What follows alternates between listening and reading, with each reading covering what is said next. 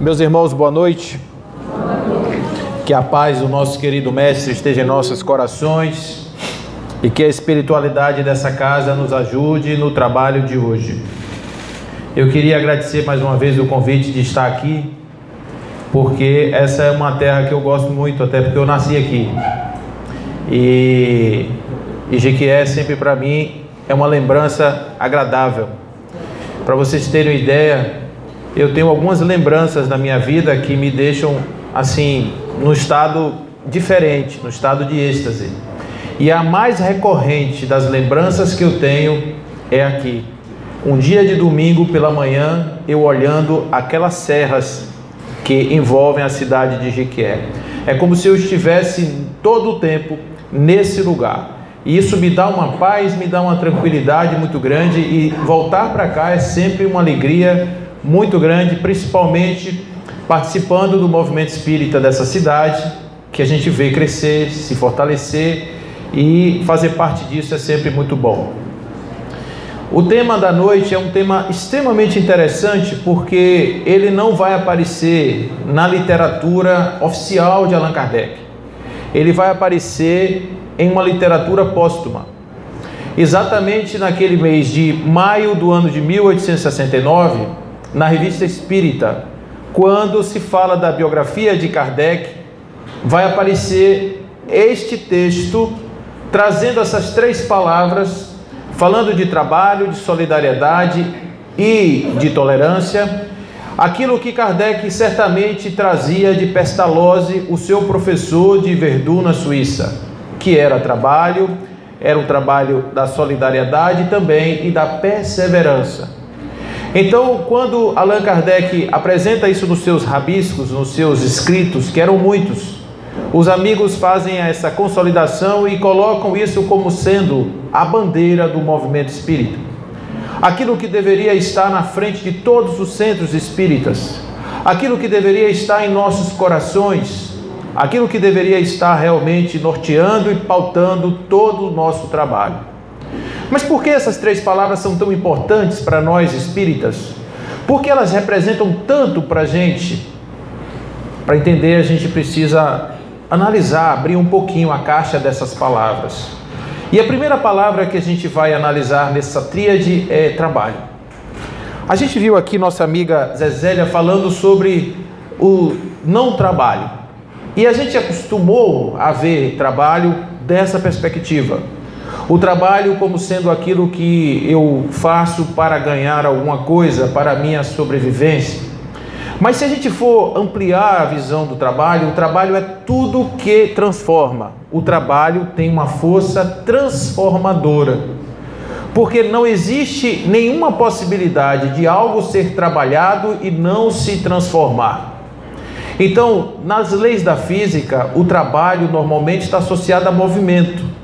Quando alguma coisa se move, aquilo é um trabalho.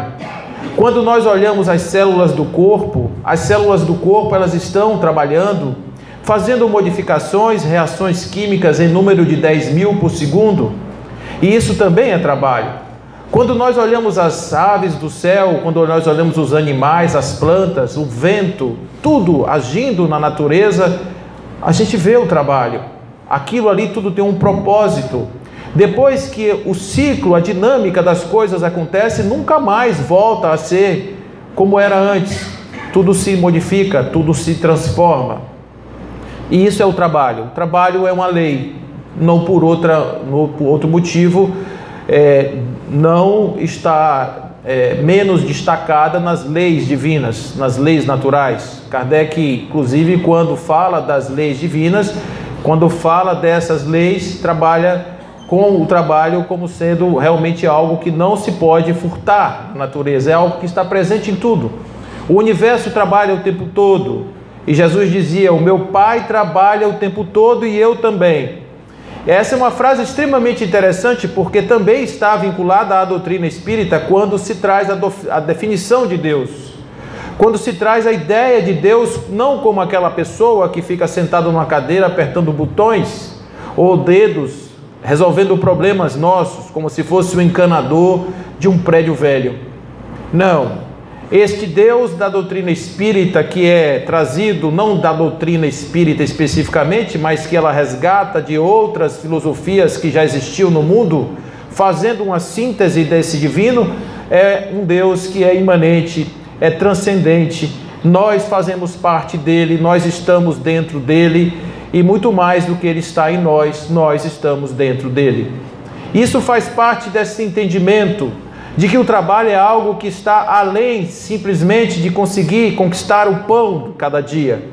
Porque esse trabalho, a gente tem uma ideia péssima dele. A gente aprendeu esse trabalho lá com Adão e Eva, quando eles foram expulsos do paraíso e de repente ganharam como prejuízo o trabalho. Vocês vão ter que trabalhar para ganhar o pão, o suor, né? Com o sangue. Então isso aí, obviamente que essas imagens são terríveis do trabalho. E a palavra trabalho vem de tripalium, que é um objeto de tortura.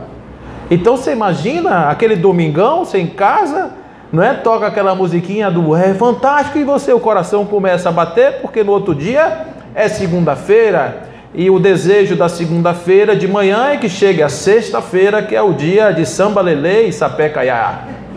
Então essa história da gente está realmente no processo aí da cultura, porque a gente entende que trabalho é um sacrifício, entende que trabalho é algo que realmente foi feito como uma espécie de castigo, e por isso nós recebemos um salário. Afinal de contas, a gente tem que receber alguma coisa para dar tanto de nós em função dessa obrigação que nos foi colocada aí na natureza. Não é uma coisa muito agradável, e a gente trabalha porque não tem jeito, trabalha porque esse trabalho do dia a dia, muitas vezes, é um trabalho que é estafante, é um trabalho que é estressante, é um trabalho que machuca muito o nosso psiquismo, porque nós somos obrigados muitas vezes a nos submeter a certas coisas, não é? Então esse trabalho ele é visto como algo de obrigação, mas Kardec não está falando desse trabalho, infelizmente, porque esse a gente vai ter que resolver de outra forma, porque se nós fôssemos um pouco mais espertos, talvez trabalhássemos com algo que nos agradasse, porque a melhor coisa do mundo é você sair de casa de manhã para fazer algo que você gosta, para fazer algo que te motiva, para fazer algo que te enche o coração, e não simplesmente algo que você precisa fazer, porque se você não fizer, você vai morrer. Então, se nós tivéssemos essa relação em nossa vida, e nós tivéssemos esse cuidado de trabalhar com algo que nos engrandece, que nos enche a alma, certamente nossa vida seria muito melhor, e quando tocasse aquela musiquinha da noite, a gente ia no outro dia trabalhar com muita alegria. Afinal de contas, nós estamos indo fazer aquilo que a gente gosta. Então, quando eu chego num dia como hoje e eu pego um carro e venho para cá, eu faço isso com muita alegria. Isso para mim não tem problema algum, não é? Até porque amanhã eu estarei em Senhor do Bonfim, na sexta-feira em Juazeiro, em domingo em Gandu, na terça-feira em Serrinha, em uma única semana. E faço isso com muita alegria, faço com bastante prazer, porque estou fazendo algo que eu gosto. Eu estou fazendo algo que me enche a alma, estou fazendo algo que me enche o coração. Então, esse trabalho ele é diferente do outro, porque esse trabalho ele está ligado a algo da alma, a realização pessoal, ele está ligado a algo que eu carrego em mim e vou levar para outras vidas, certamente, porque é uma edificação de mim mesmo que está se construindo a partir de uma oferta, a partir de um trabalho que está sendo realizado todos os dias, porque a gente tem que realmente fazer um esforço para que isso aconteça. Mas Kardec, ele vai um pouquinho além, e ele se refere a um trabalho que está vinculado à questão da transformação do mundo. E a transformação do mundo é uma transformação que, por incrível que pareça, não acontece no mundo, acontece em nós. Acontece dos homens que pensam, que têm consciência e que formam aquilo que se chama de egrégora do mundo, da psicosfera do mundo, forma aquilo que dentro da doutrina espírita a gente chama também de umbral, que são zonas de pensamento adensadas, zonas difíceis, zonas complicadas, onde a gente, com o nosso psiquismo atormentado, a gente consegue envolver a Terra de espasmos de dor, de sofrimento, de angústias, e isso vai fazendo com que nós sejamos um mundo de provas, porque é justamente nesse embate, nessa transformação, nesses conflitos que nós vamos aprendendo através da dor a sair dela e construir uma estrada pavimentada, uma estrada muito melhor para o nosso desenvolvimento. Kardec fala do trabalho do homem em fazer a sua própria transformação. E esse trabalho é muito difícil, porque esse trabalho envolve um enfrentamento daquilo que é cômodo para a gente, o enfrentamento das minhas vinculações com as minhas posições de comando, a minha imagem, as personagens que eu represento nesse mundo, as imagens que eu gostaria de preservar, e eu, obviamente, que eu não vou abrir meu coração e a minha caixa de Pandora, os meus segredos, eu não vou abrir para qualquer pessoa. Afinal de contas, se essa pessoa souber quem eu sou, se ela souber o que eu penso, será que ela vai continuar me admirando da forma que eu gostaria que ela continuasse me admirando? E por conta disso, nós muitas vezes protelamos o processo da transformação e deixamos para lá. E por isso é um mundo cheio de tantas atrações e tantas diversões, porque ao invés de simplesmente fazer a viagem para dentro, nós preferimos muito mais fazer viagens para fora, fazer viagens para as diversões, para aquilo que é a externalidade que nos chama o tempo inteiro, para que a gente se esqueça da gente, para que a gente fique em casa, assistindo uma televisão, assim balançando a cabeça, cumprimentando os atores da novela. E quando alguém pergunta, você está assistindo o quê? Não sei. Porque aquilo é um estado de um torpor, aquilo é o estado literal do sono com sonhos, porque ali existem pensamentos, devaneios e a realidade está muito distante disso. Então o trabalho verdadeiro é um trabalho da autopercepção, aonde eu tenho a coragem de fazer o meu enfrentamento e a partir daí fazer a minha transformação. Por isso eu vou ter que me esforçar um pouco. Me esforçar nas minhas viciações, nas minhas más inclinações. Vou fazer esse trabalho de uma maneira muito intensa, muito positiva. E tem que ser algo muito profundo, porque se não for algo muito profundo, não adianta, gente. Olha o que aconteceu na nossa querida igreja. Olha o que aconteceu com os nossos amigos padres. Eles foram forçados a calar de dentro da sua alma uma força interior muito grande, a sua libido foi castrada, e eles estão sendo descobertos, dando vazão no escuro, nos cantos, nos corredores, não é? Das suas viciações através de crimes de pedofilia, crimes outros de ordem sexual, porque é difícil para uma pessoa que tem necessidades ainda dessa realização, simplesmente dizer para o seu corpo, você não está sentindo nada. Como assim, cara pálida? Estou sentindo, estou com vontade, claro. E isso não pode ser simplesmente negado, porque isso não é uma força que você possa dizer sim ou não.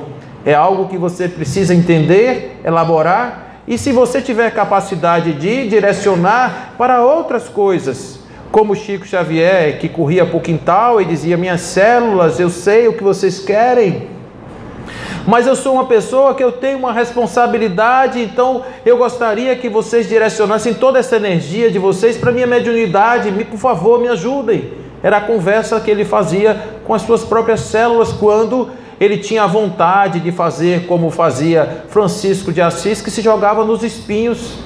Ele estava junto de Clara, e quando o coração dele dava lá um revertério, ele corria para as rosas e mergulhava nas rosas para poder passar aquela dor. Era como os homens antigamente que usavam o silício na perna, amarravam uma madeira cheia de pregos na perna para poder simplesmente esquecer que tinham vontades e desejos. Isso não é trabalho, gente.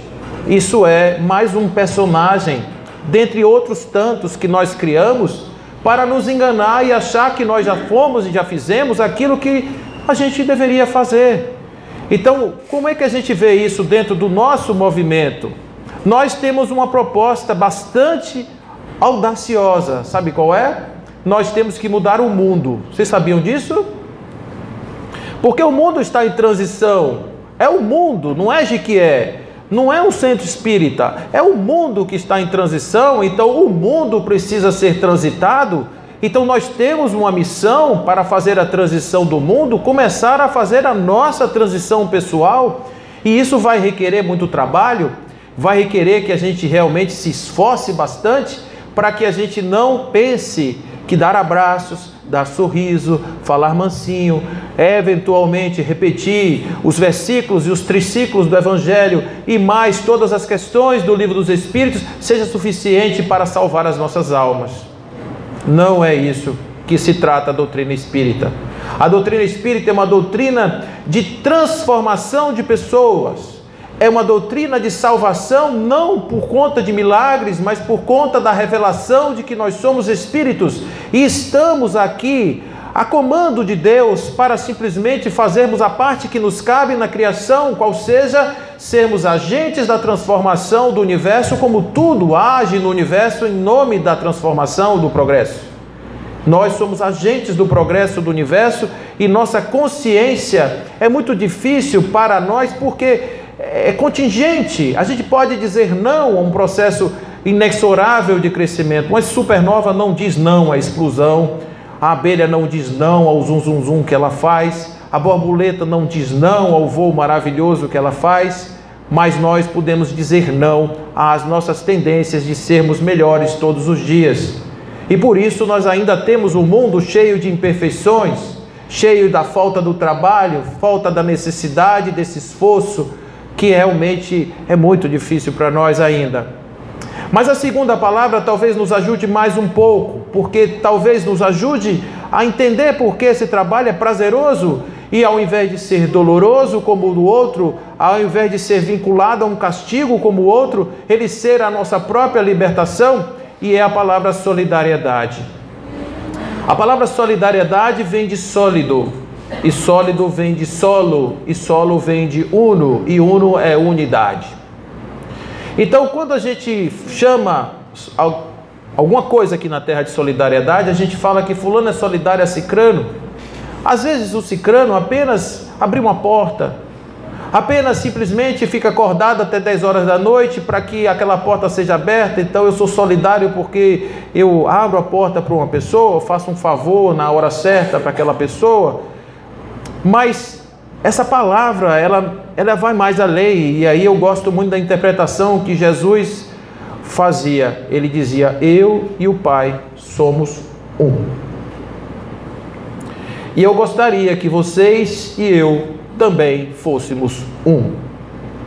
E quando a gente vê no Livro dos Espíritos, já nas derradeiras questões, na questão 1009, quando Paulo, o discípulo, o apóstolo de verdade, ele diz assim: gravitar para a unidade, eis aí o destino de toda a humanidade.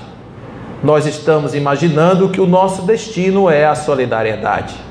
Não a solidariedade simples do ajuda, mas a solidariedade da união, a solidariedade da junção e nós sermos uns com os outros. O que é ser solidário um com o outro é: sua dor é a minha dor é a sua dor. O seu esforço é o meu esforço é o seu esforço, o meu amor é o seu amor é o meu amor.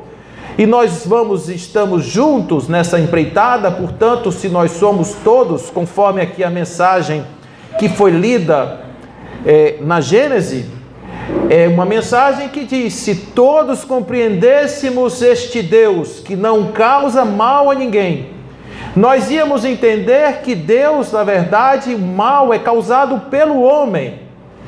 E entendendo isso, nós íamos compreender que somos todos irmãos, independentemente de quais sejam os nossos credos ou as nossas crenças. Então está abrindo espaço, inclusive, para a diversidade deste pensamento, que não entra na questão para que nós possamos ser solidários. Observe a parábola do bom samaritano. Quando é perguntado quem é o próximo, é aquele por quem o homem teve misericórdia, e é simples assim. Amar o próximo é amar aquele por quem nós temos misericórdia, e misericórdia tem a ver com o envolvimento do nosso coração, da nossa proposta amorosa. Então a solidariedade é tornarmos-nos um, enquanto humanidade, a partir de uma unidade que começa pela unidade de propósitos. Aonde é que nós vamos ser solidários se cada um pensar num mundo diferente? Imagine que cada um de nós tem uma ideia de mundo diferente. Cada um acha que o mundo deveria ser, um acha que é verde, o outro azul, o outro amarelo. Então o mundo nunca vai ser estável, porque quando ele te agradar não me agrada, quando me agradar não te agrada, e vamos viver o tempo inteiro em conflito. Quando é que nós vamos sair disso? Nunca, porque você não vai me convencer do seu mundo, nem eu vou te convencer do meu, e vamos viver a vida inteira aí batendo cabeças. Quando é que a gente vai se unir? Quando houver uma base comum. Quando houver algo que nós possamos até discutir o nome que seja dado a Deus. Um vai chamar Deus de José, o outro de Jeová, mas o outro vai chamar de Deus e vai dizer: nós somos todos crentes da mesma força que nos molda, que nos cria, que nos traz aqui. Portanto, não há diferença nenhuma do Deus seu para o meu Deus. Vamos dar as mãos, chame de José, eu chamo de Pedro, e vamos continuar a nossa vida assim. Então a unidade de propósitos é algo absolutamente importante para um processo de união, e a unidade de fundamentos também, claro, por que não? Se nós estamos aqui dentro de uma casa espírita, nós temos que ter o pensamento unificado. E o que é um pensamento unificado? É uma padronização do movimento espírita? Nunca. É apenas uma questão de base comum. Se nós não tivermos as mesmas fundamentações, dificilmente nós seremos um nos motores que nos movem em relação às transformações que estamos fazendo no mundo.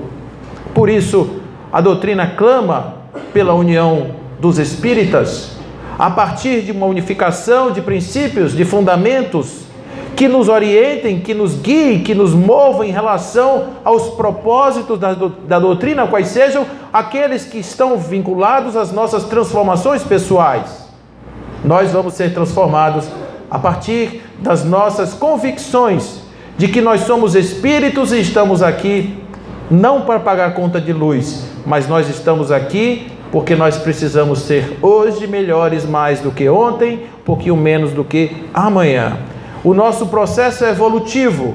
Por isso Kardec traz na Gênesis Deus, o futuro, o progresso individual e inquestionável, infinito de cada um, e aquilo que é o mais importante é o nosso relacionamento eterno de todos os seres, porque não importa o que nós façamos, estaremos sempre juntos. Estaremos sempre unidos nessa grande egrégora do pensamento que envolve a Terra e que nos atrai aqui, que nos trouxe para cá enquanto espíritos. Ou vocês acham que os espíritos que somos foram criados na Terra? Isso os espíritos dizem o contrário. Muitos de vocês já viveram em outros lugares e agora vocês estão aqui, poderão ir e voltar quantas vezes sejam necessárias para as experiências da densidade que o planeta nos oferece. Por isso, nós não nascemos aqui, mas estamos aqui por um objetivo, porque estamos sintonizados na mesma frequência. E nós precisamos apenas fazer com que essa frequência, ao invés de ser a frequência da dor, seja a frequência do amor. Depende apenas do nosso trabalho e da forma como nós vamos nos enxergar uns aos outros para fazermos do nosso movimento um movimento sólido. Por isso, a solidariedade. Mas há aí um conceito que é derivado disso, que é a tolerância. A tolerância aqui eu gostaria de fazer uma separação da tolerância em alguns aspectos. O primeiro deles é a tolerância no sentido religioso. Porque o mundo é muito plural, gente. Se nós formos lá para o Oriente, provavelmente Jesus é uma figura desconhecida para muitos deles. Jesus é uma figura muito conhecida para 1/3 da população do mundo. 2/3 da população do mundo tem outros deuses, outras formas de adorar e transcender, todas boas, todas são maravilhosas, mas são diferentes. Então não tenho, e nós não devemos ter, nenhuma pretensão de achar que é o Espiritismo quem vai salvar o mundo. O Espiritismo é a religião do futuro? Não, é fundamento para todas as religiões. unificando elas em uma base comum de um Deus igual para todos, uma percepção do divino, a percepção do espírito, da imortalidade da alma, da pluralidade das existências, dos mundos, da reencarnação, os fundamentos da doutrina permeados em todas as outras religiões. Você quer ser testemunha de Jeová? Seja, mas seja um testemunha de Jeová reencarnacionista, não seria bacana isso? Você quer ser católico? Seja, mas seja aquele que crê que os espíritos podem voltar, ou mais do que isso, podem habitar outros planetas, que nós podemos nos comunicar tranquilamente, como um padre católico que ficava em Brasília. Ele já é desencarnado, e Alamar Regis fazia muitos programas com ele. Ele dizia que ele era espiritólico, porque ele fazia missa e ia dar passe de cura na sacristia. A fila para fazer o passe era maior do que aquele para assistir a missa dele. Então isso acontece porque a mediunidade não escolhe religião, não escolhe igreja, não escolhe lugar, chega em qualquer lugar, até para gente que não acredita em absolutamente nada. E aí para todos esses é sempre uma experiência particular. Então a tolerância, ela é algo que é fundamento dessa união. Não há nenhum problema nós estarmos caminhando para transformar o mundo ao lado de pessoas que, em determinados aspectos, não pensam como nós. Não tem nenhum problema nisso. Você gosta disso porque há almas de idades diferentes. Então eu vou dar um exemplo pessoal. Eu, embora saiba de todos os fundamentos do espírito e a questão toda do posicionamento do que é um santo, do que é um anjo, do que é um satanás, do que é um demônio, tudo isso, na teoria, absolutamente claro para mim. Em casa eu tenho as minhas imagens que eu gosto delas, tenho vinculações com elas e sinto que essas imagens são transporte para as minhas orações. Alguns oram e meditam com velas, outro com árvores. Eu gosto de meditar com Francisco de Assis. É uma opção minha, porque eu e ele nos entendemos naquela conversa que estamos ali sem nenhum tipo de dependência. Eu não dependo de Francisco de Assis, mas ao mesmo tempo ele me ajuda a ficar conectado com ele. Percebe? Então eu ainda vou ter que voltar espírita umas 3 encarnações para não precisar mais de Francisco de Assis. Talvez esteja relembrando as minhas reencarnações de padre que já me disseram muitas vezes que eu tive. Então, todos nós temos o nosso tempo, todos nós temos a nossa velocidade, todos nós temos a dinâmica da alma. E dentro de uma casa, o que mais acontece é termos essas diferenças. Filhos de espíritas que não são espíritas. E uma vez uma moça virou para mim e disse: Paulo, eu estou com um problema. Veja só, minha família criou o movimento espírita na cidade, uma cidade aqui no interior da Bahia.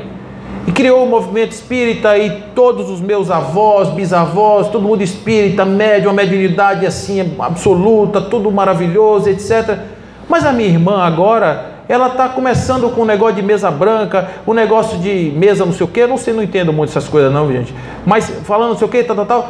Aí, o que eu tenho que fazer? Nada. Por que vocês têm que fazer? Nada. Sua irmã prefere ir para lá, qualquer coisa que ela queira. Se aquilo fizer bem para o coração dela, ótimo. Você vai convencer sua irmã que a melhor coisa que tem para ela é a doutrina espírita. E se ela não concordar com você? Porque Dr. Raul Teixeira tem uma frase interessante que diz assim: espírita não é para qualquer pessoa, porque ser espírita é muito difícil. Porque ao invés de você ficar sentado esperando que a salvação venha através de uma estrelinha mágica, um pó de pirlim-pim-pim que caia na sua cabeça e sua vida se modifique, você tem que trabalhar para modificar a sua vida. Se você não fizer nada, vai acontecer. Olha o trabalho de novo aí. É trabalho. Não tem favorzinho. As leis são para todos. Pega a Gênesis, abre o Gênesis, na contracapa tem dizendo lá: a grandeza de Deus não se revela pela mutabilidade da lei, ao contrário, pela imutabilidade. Não é pela derrogação das leis divinas que ele mostra a sua grandeza, é pela imutabilidade. Kardec está trazendo isso aqui como resumo de uma doutrina que diz: não existem milagres. Então, quem quiser acreditar em milagre, acredite, porque as almas ainda têm essa necessidade, gente. E a gente tem que respeitar isso, sabe? respeitar. Ah, eu sou espírita, vou para o céu, você não é, vai para o umbral. Isso não tem nenhuma lógica. Porque tem muita gente que é espírita, mas ainda fica com raiva. E hoje eu assisti uma cena muito interessante.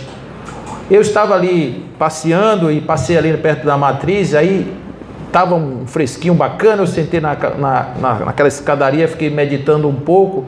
Chegou um rapaz e ele vinha de um comício que estava acontecendo na cidade e ele fez um gesto extremamente de devoção à igreja. Antes de subir a escada, ele se ajoelhou no chão e beijou a calçada e levantava as mãos para cima. Só que quando ele levantava as mãos para cima, ele estava xingando as pessoas do comício.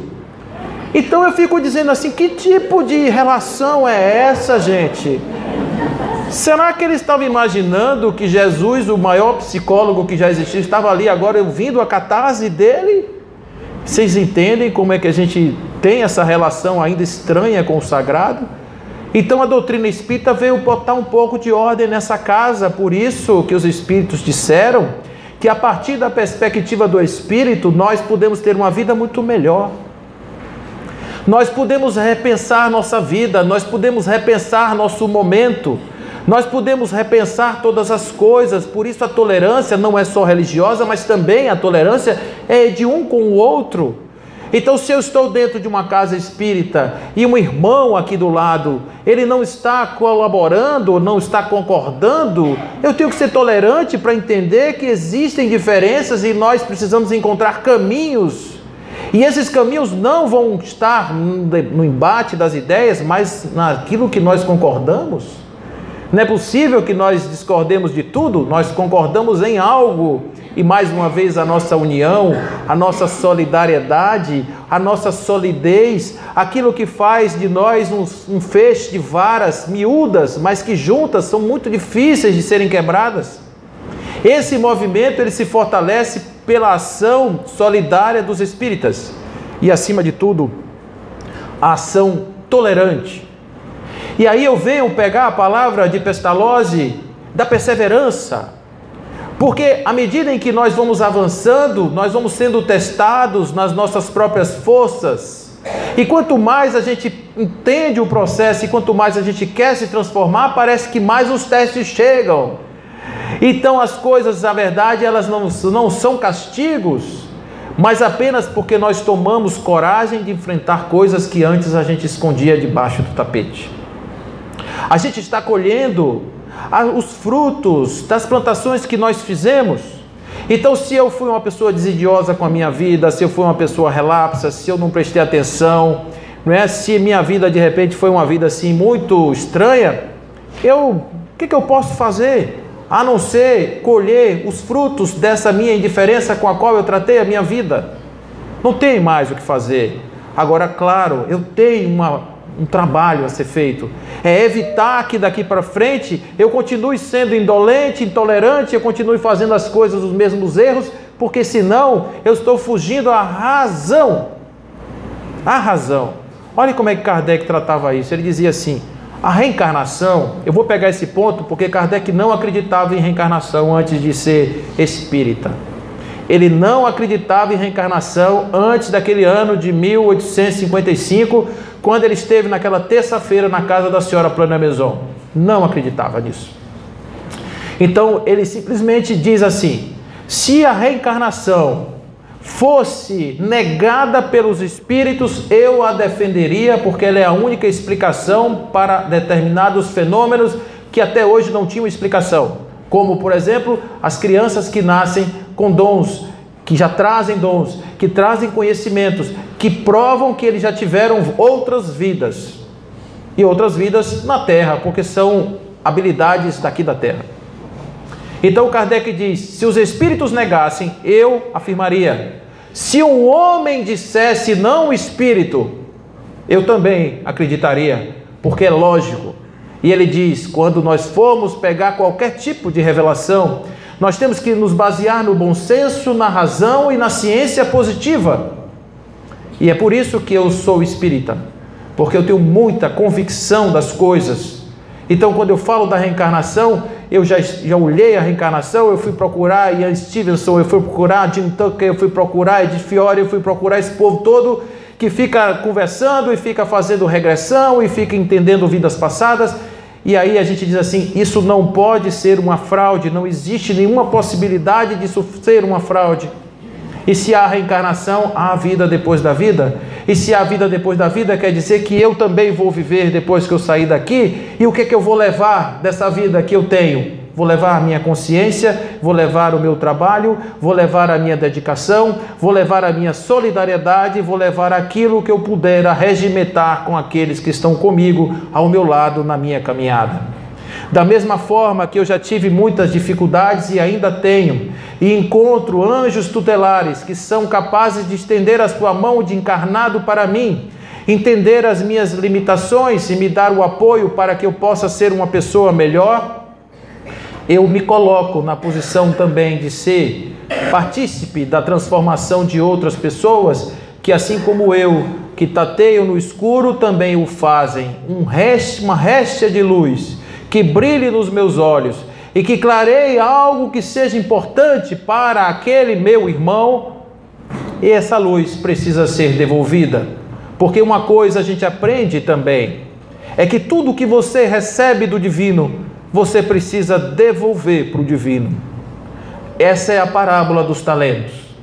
Se você não devolver o que você recebeu, trabalhado, amplificado naquilo que foi a transformação, é como se você não tivesse recebido. Olha o que fez o homem que escondeu os talentos. Escondeu porque ficou com medo do homem, que disse, você junta aonde você não espalha, você colhe aonde você não planta. Eu fiquei com medo e enterrei os talentos. Eis aqui os talentos que você me deu, servo mau e preguiçoso. Algo você deveria ter feito com aquilo que eu te dei, para que você pudesse agora me apresentar os resultados daquilo que eu te ofertei. E a pergunta que isso cala na minha voz, no meu coração o tempo inteiro é, Paulo, o que você está fazendo com o que você recebeu? Então, assim como uma lâmpada que só acende quando o fio volta para a fonte, nós também precisamos nos conectar com o divino para devolver a ele aquilo que nós recebemos. O que nós recebemos? 1.600 anos de história absolutamente trabalhada, 2.000 anos de cristianismo, nós temos aí de ciência 1.600 anos, de história da religião 2.000 anos, 600 anos de outras doutrinas, nós temos aí 160 anos de doutrina espírita. O que não falta para a gente é documento, manual de instrução, de trabalho, para a gente poder pegar e olhar a vida e dizer de onde eu vim, para onde eu vou, quem eu sou, qual é a razão de eu estar aqui. Irmãos, somos todos, porque temos um Pai comum. Somos todos iguais. Se abrir qualquer um dos nossos corpos lá dentro, eles serão exatamente iguais. Eles não terão cor de pele, eles não terão riqueza, eles não terão pobreza, eles não terão nobreza, não terão nada. Porque o corpo é apenas uma passagem do espírito. E Kardec diz, guardando as devidas proporções, o espírito é o ser divino do corpo, porque manda no corpo, obriga o corpo, mas não se limita ao corpo, assim como Deus faz tudo em a natureza e não se limita na própria natureza. Então é assim, gente, que nós entendemos Kardec trazer para nós essa proposta, que é uma proposta edificante do nosso processo de estarmos aqui. Uma razão verdadeira de nós estarmos nesse movimento, envolvidos, não é por conta dos fenômenos. Lá em A Gênese, quando Kardec trabalha nesse capítulo, São Chegados os Tempos, ele diz assim, não são os fenômenos. Aqueles que entenderam que a doutrina espírita não é uma doutrina de fenômenos, que é uma doutrina de transformação, que é uma doutrina que responde às nossas perguntas mais fundamentais e que permite que a partir delas a gente consiga fazer um processo evolutivo, esses serão aqueles que vão transformar a Terra. Esses serão aqueles que vão participar. E aí tem uma história na transição planetária que é a gente olhar e ver que espíritos que somos, vamos sair daqui para outros planetas.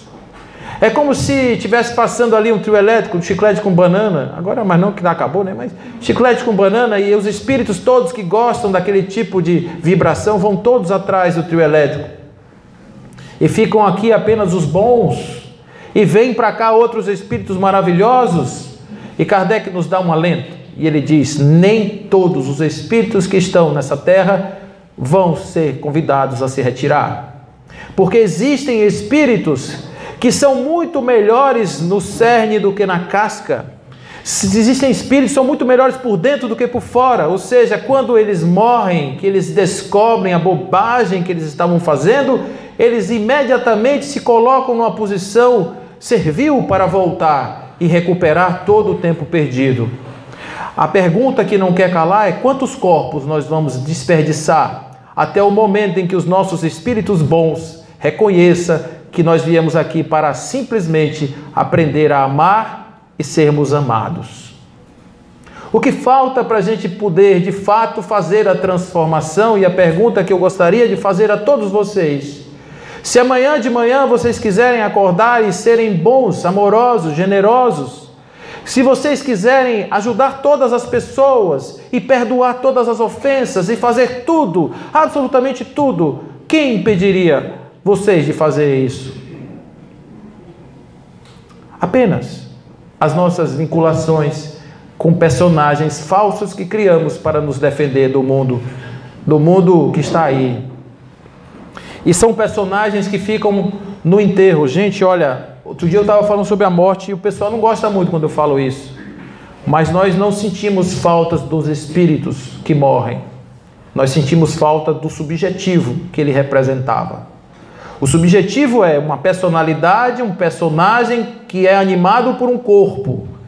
Por isso muitas pessoas gostam de ver os seus parentes ali tomando soro e choque, injeção, não morre, não morre, não morre, não morre, e o sujeito já está ali preparado para partir. Por que isso? Porque eu quero o personagem, eu quero o subjetivo, mas ele continua existindo, mas ele não é o subjetivo. Ele é o objetivo e eu não me relaciono com o objetivo, eu me relaciono com o subjetivo, e nós somos subjetividades. E nós precisamos transcender a subjetividade para amar além de todas as coisas, amar além de todas as subjetividades, amar o ser divino que carregamos dentro de nós. A partir daí não teremos mais diferenças de cor, de preferência, de religião, de credo, de nada. Nós seremos um. Apenas um, deuses trabalhando em nome do desenvolvimento do universo. Allan Kardec traz isso, a Federação Espírita da Bahia, do Estado da Bahia, adota essa tríade como bandeira, e nós deveríamos também fazer isso. Pensar muito de quanto nós estamos dispostos a mudar o planeta, de quanto nós estamos dispostos a mudar a nossa família, a nossa casa. Mudar a relação com os nossos filhos, com as pessoas, mesmo aquelas mais difíceis. Quando a gente pensa nessa possibilidade, vamos imaginar aqui, quem assistiu o filme Nosso Lar sabe que André Luiz teve um encontro fortuito com a sua mãe e teve uma dificuldade, uma impossibilidade, em verdade, de se encontrar com seu pai. Quem assistiu o filme aí, quem não assistiu, assista, que vocês vão ver, é legal isso. Então, quando a gente está aqui, que forma uma família amorosa, normalmente Mo e Mo, né? Então, Mo e Mo fazem juras eternas de amor. Aí, Mo, quando eu morrer, tu fica comigo? Fico, Mo. Não dá para prometer isso, sabe por quê? Se Mo for ciumento, se Mo for possessivo, se Mo for hostil, se Mo for mesquinho e o outro Mo for amoroso, eles não vão ficar juntos. Mas na Terra dá para ficar. Sabe por quê? O corpo é um redutor. Então a oportunidade da encarnação é que nós temos a oportunidade única de estarmos juntos de espíritos diferentes. Por isso somos todos particularmente diferentes, unificados na carne. É uma janela de oportunidade para que a gente possa se igualar pelo menos em alguns aspectos.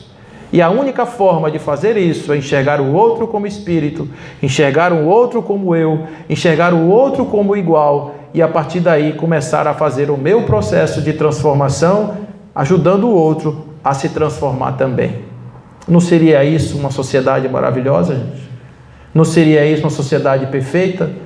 E é essa sociedade educadora que vai formar seres perfeitos, como o perfeito é o Pai Celestial.